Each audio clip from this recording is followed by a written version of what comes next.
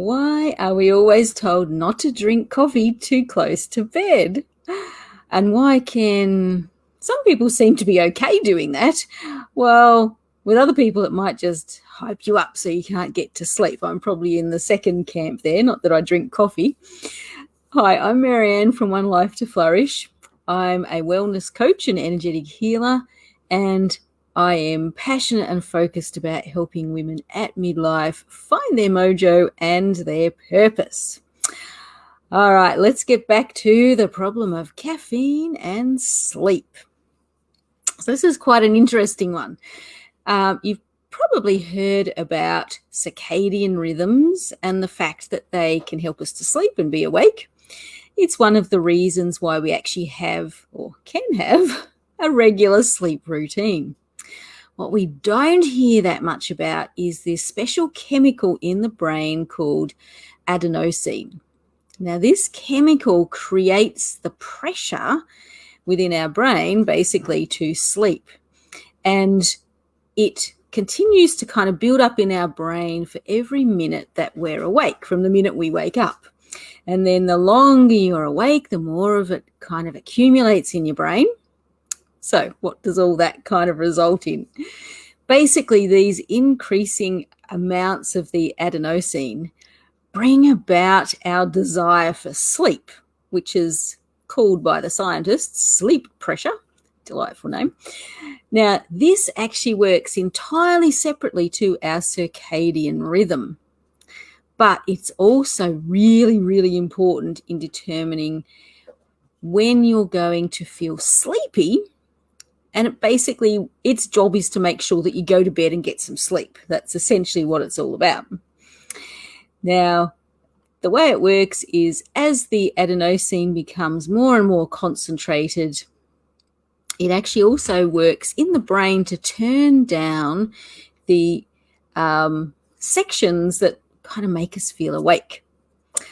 Hi, Marie. So why is it I go to sleep easily in my chair? Well, that's probably a whole nother different thing, but it is connected to the adenosine.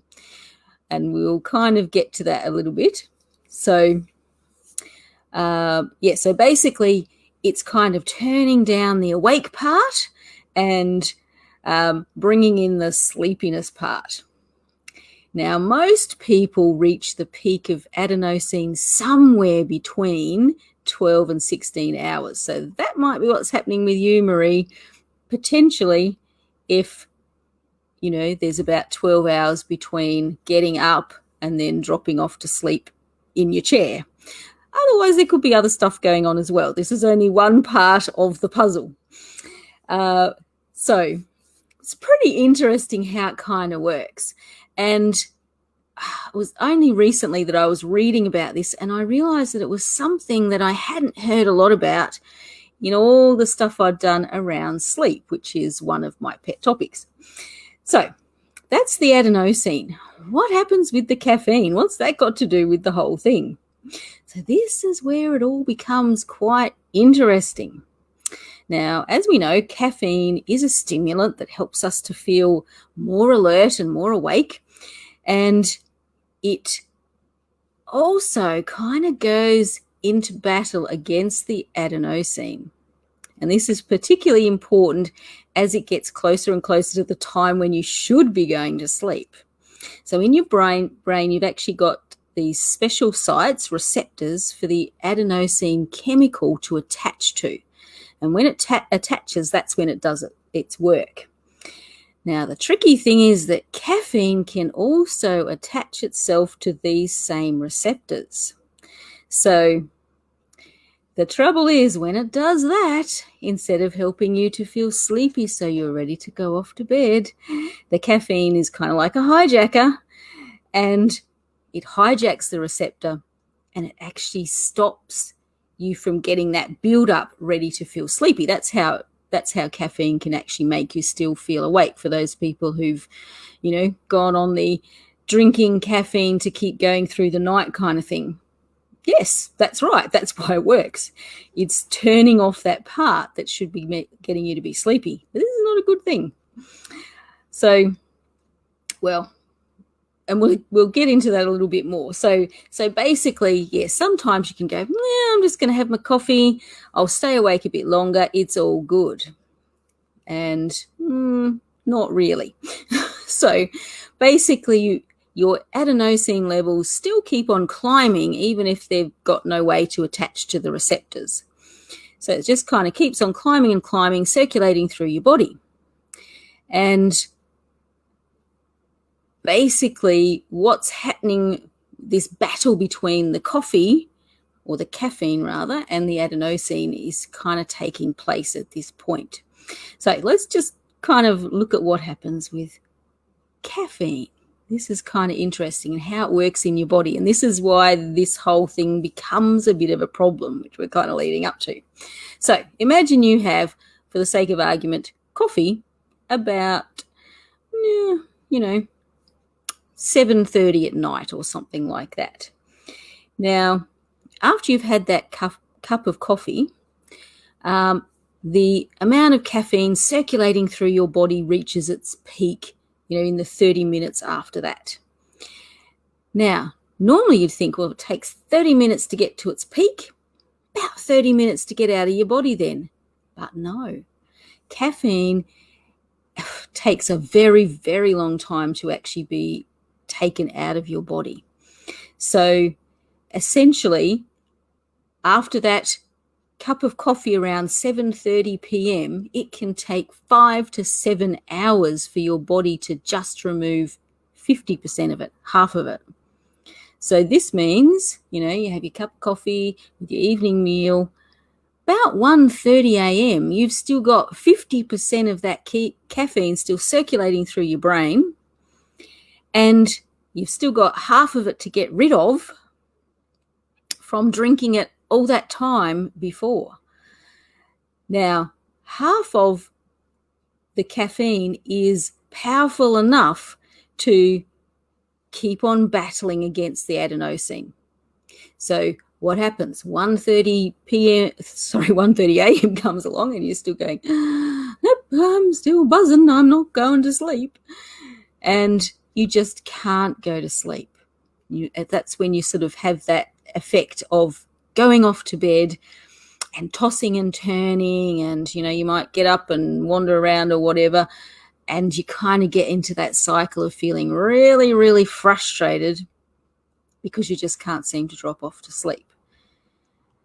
So sometimes it's easy to not make that connection because it's such a long time since you had the drink. You're going to think, well, it's not really going to affect me, unless you're really aware of what the caffeine does in your body.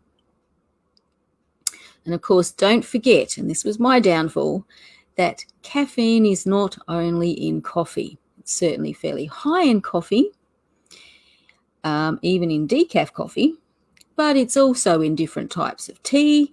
It's in chocolate, especially dark chocolate, and it can even be in ice cream and other kinds of foods and drinks. So we need to be careful what we're actually having in the evening. And for some people, even earlier than that. So because it takes so long for the body to remove caffeine totally out of your body, and for you to get to that point of finally being able to fall asleep, it's really easy not to see the connection at all. And this is where we can get a little bit trapped. Now, you might know someone who seems to be able to, have their coffee at their evening meal, and then around midnight, they're happy to go off to sleep. And then you might know someone who can have coffee in the morning and they're still buzzing when it's like midnight and can't seem to get to sleep. So why is there that difference? Basically, caffeine is removed from your body in your liver with a particular enzyme. And how quickly or slowly it actually gets out of your body depends on your genetics. So I'm pretty sure I've got, if I remember from my genes testing, I've actually got the slower way of removing the caffeine from my body as well. So this is a problem because I used to have this lovely habit of having my evening meal and just finishing off with a few little bits of, usually little bits, of dark chocolate. That was a big problem. So basically, genetics has a big part to play in it. If you've got the genes where you can get caffeine out much more quickly, good for you. Seriously, but you're still going to have some effects from it. The other thing is your age. Lovely. As you get older, your body, your liver just takes a bit longer to go through that process of removing the caffeine from your system. Nothing like aging, is there? So there's nothing we can do about that. We just need to kind of recognize what's happening. All right, so let's kind of finish off our little story about this whole battle between the caffeine and the adenosine, because it's not at an end. All right, so you've had your coffee or whatever, dark chocolate. You haven't been able to sleep. Your body's still breaking down your caffeine. And it's, in the early hours of the morning, probably, 3 to 4 a.m. or so, before your body's finally cleared of caffeine. Now, at this point, you will experience a caffeine crash. And this is once the caffeine is finally out of your system and out of your brain, the adenosine can go and grab onto those receptors and just get you, bang, straight away ready for sleep. So it's just like an instant crash down into feeling really, really tired and really, really sleepy. What do lots of people do when that happens? They go and have more coffee. All right, but otherwise you're just kind of going to go into like a massive amount of sleepiness that's almost uncontrollable, because as you've been having the body try and get rid of the caffeine, the adenosine's just been going on its way, building up. Now, once you actually go to sleep, it actually starts to reduce way down until you wake up, and then it starts to build up again. That's kind of the cycle that it should go in. So if you're avoiding going to sleep, or you can't go to sleep because of caffeine, it's just building up to a level that it shouldn't get to. And then you get this massive crash where it just, is almost, I suppose, like coming off of a high kind of thing, that same sort of crash idea. All right, so you've kind of got to that crash and you react to that, sometimes, taking something to get you going again.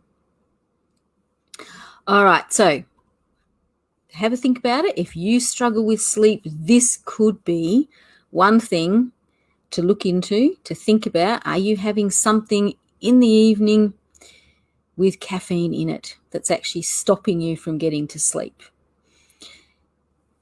It doesn't take much to change your routine. I now have my dark chocolate earlier on in the day. I don't avoid my dark chocolate. I just change when I have it. All right. And I'm a little bit conscious about what I'm eating. Does it have caffeine in it at night if I'm having it at night? So something to think about. So that's basically what I'm going to talk about. That's our whole battle between the adenosine and the caffeine over. It's amazing what happens in the body, isn't it? So I'm just going to finish up with just a couple of things to add on to that. So first of all, if you're a woman who's at midlife and you are struggling with sleep, and at midlife, often there's other things happening other than caffeine getting in the way. So, or you might have some other things going on at midlife that you're a bit concerned about. So I've put into the comments a link to the Facebook group, The Magic of Midlife. So this is a free private group where we give support and information and that kind of thing. You're most welcome to join. Now, also, if sleep is a problem for you, then just get in contact with me, DM me. We can discuss what might be going on and also see what solutions you could potentially come up with. So this is a free 30-minute call that we go through and just kind of look at your sleep. Okay, so I hope you sleep well tonight. And I'm going to say good night, and hopefully I will see you next time for Monday Motivation. Good night, everyone.